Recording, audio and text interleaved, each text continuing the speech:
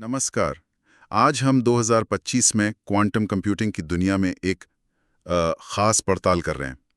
हमारे पास ये quantum computing in 2025 .pdf दस्तावेज से कुछ बहुत ही दिलचस्प जानकारियां हैं और हम इन्हीं पर थोड़ा गहराई से बात करेंगे।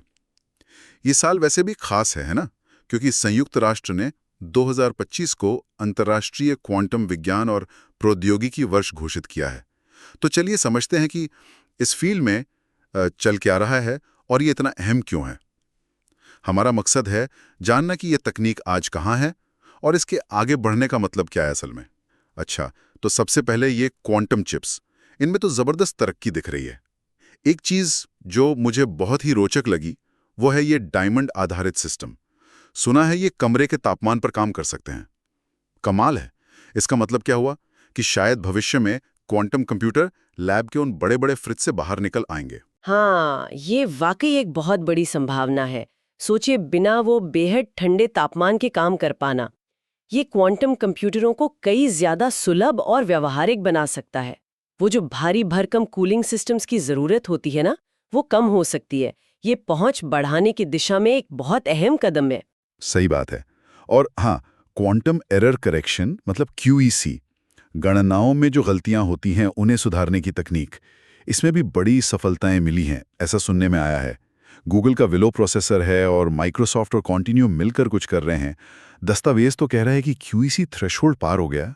बिल्कुल, और क्यूईसी को समझना बहुत जरूरी है। देखिए, क्वांटम कंप्यूटर बहुत नाजुक होते हैं। जरा सी गड़बड़ी और पूरी गणना खराब। क्यूईसी इन गलतियों को पकड़कर ठीक करने का तरीका है। इसके बिना क्वांटम कंप्यूटर भरोसेमंद नहीं हो सकते। फिजिक्स वर्ल्ड ने भी इसे 2025 की बड़ी सफलताओं में गिना है। ये सिर्फ एक तकनीकी जीत नहीं, ये इस बात का संकेत है कि हम थ्योरी से प्रैक्टिकल मशीनों की तरफ बढ़ रहे हैं। अच्छा, और भी कुछ हैं, जैसे माइक्रोसॉफ्ट का वो 8 क्यूबिट वाला प्रोसेसर जिसमें एरर रेट सिर्फ 1% बताया गया है, और IBM का तो 4158 क्यूबिट वाला सिस्टम है जो क्वांटम और क्लासिकल कंप्यूटिंग को मिला रहा है, और गूगल का न्यूट्रल एटम सिस्टम जिसने 99.5% फिडेलिटी हासिल की है। ये फिडेलिटी क्या चीज़ है असल में? हाँ, फिडेलिटी। इसका मतलब है कि क्यूबिट्स, जो क्वांटम कंप्यूटर की बेसिक यूनिट है, वो गणना के दौरान अपनी स्थिति को कितनी सटीकता से बनाए रखते हैं। तो 99.5% फिडेलिटी बहुत प्रभावशाली है। जितनी ज्यादा सटीकता, उतनी ही भरोसेमंद गणना होगी। ये सारी प्रगति हमें उस दौर से आगे ले जा रही है जिसे NSQ कहते हैं, मतलब नॉइजी इंटरमीडिएट स्केल क्वांटम, जहां कंप्यूटर शक्तिशाली तो हैं पर उनमें गलतियां बहुत होती हैं। हम भरोसेमंद क्वांटम ऑपरेशंस यानी क्वार्क्स की तरफ बढ़ रहे हैं। और IBM का वो बड़ा सिस्टम, वो हाइब्रिड कंप्यूटिंग के भविष्य की ओर इशारा कर रहा है। क्वांटम और क्लासिकल मिलकर काम करेंगे। तो इन सब का असर कहाँ दिखेगा? आम जिंदगी में या उद्योगों में? दस्तावेज कहता है कि फाइनेंस, हेल्थ केयर जैसे नई दवाएं खोजना, लॉजिस्टिक्स, मटेरियल साइंस, इन सब में क्रांति आ सकती है। हाँ, बिल्कुल। इन क्षेत्रों में कुछ ऐसी जटिल समस्याएं हैं जिन्हें आज के सुपर कंप्यूटर भी ठीक से हल नहीं कर पाते।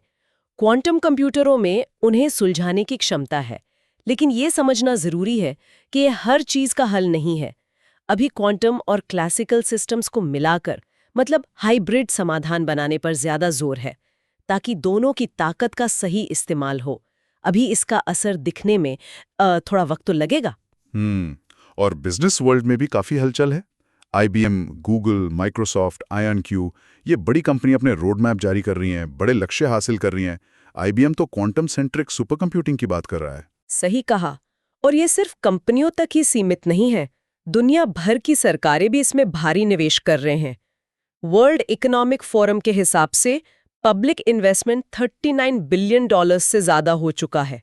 ये बहुत बड़ी रकम है, और ये पैसा सीधे तौर पर उन तकनीकी चुनौतियों से निपटने में मदद करेगा जिनकी हमने बात की, जैसे QBEC और क्यूबिट स्थिरता। Quantum.USA जैसे सम्मेलन हो रहे हैं, अलग अलग देशों में नीतियां बन रही हैं, भविष्य की रणनीति पर, टैलेंट कैसे डेवलप हो, इस पर चर्चा हो रही है। अच्छा, अगर कोई इस विषय में और गहराई से जानना चाहे तो क्या ये दस्तावेज कुछ स्रोत बताता है? हाँ, बिल्कुल। दस्तावेज में RYX जैसे प्लेटफॉर्म का जिक्र है। ये एक ऑनलाइन रिपॉजिटरी है जहां रिसर्चर्स अपने नए पेपर डालते हैं, जैसे वो क्रेग गिडनी का क्वांटम सेफ क्रिप्टोग्राफी पर पेपर।